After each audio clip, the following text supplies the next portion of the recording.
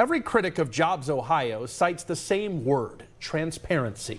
The group and its regional affiliates, like Lake to River, point to a law that excuses them from having to follow public records and open meetings law. But two members of the Lake to River board also have taxpayer-funded jobs, and the work they do with Lake to River often takes place during work hours. So who's watching over their activities when their public roles clash with their private work?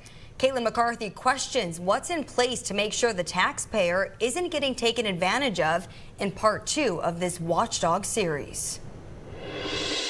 Lake to River is a local affiliate of JobsOhio, which consists of members from Mahoning, Trumbull, Columbiana, and Ashtabula counties. Those members include private business figures such as Alexis Sweeney-Blacon and Charles George, among others. This group got together, pitched the governor on this idea to create our own 7th region within the network. But already, there have been questions raised about potential conflicts of interest after a 21 News Watchdog report found that one of George's projects, the West Warren Industrial Park, received $3.5 million from JobsOhio. All involved contend he was not involved in the discussions. We want more people like Chuck George, like Chuck Bailey in East Liverpool, like Greg Toporser in Mahoning County. There's a lot of examples of private people making private investments and having the confidence to do that because JobsOhio gives them the confidence to do that. But since these discussions are private,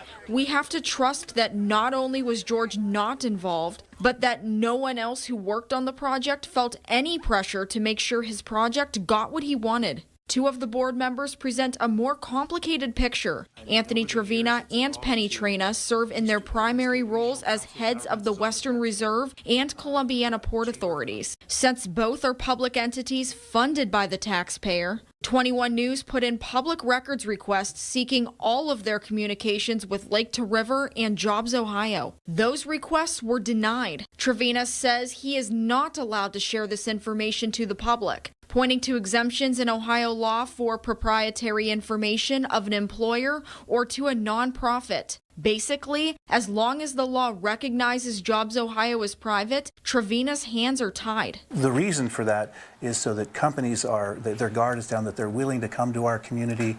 They want to consider growing in our community. But I don't think it's conducive to a positive business environment when you want to display their proprietary or their financial information or what their plans are with their competitors. Trevina says if the law changes, he will follow it. And if the legislature chooses to change the laws that we abide by, then we will change our practices. Are Trevina and Trina working with Lake to River in their public capacity? If so, shouldn't those communications be public?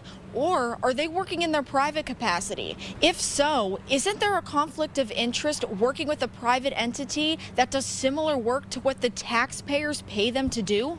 Blacon says the groups have no overlap. The Port Authority and Lake to River and JobsOhio do different things. So the Port Authority is going to own property, fix up properties. They do things that we could never do and are fantastic at it. But we don't. We provide incentives for companies coming in for a project. State Senator Catherine Ingram says there is no way to know whose best interest is being served. Depending on how you see it, it's just we're being efficient. We're there with the Port Authority. The problem becomes who's in bed with whom, and are we really doing this to benefit who it should be benefiting?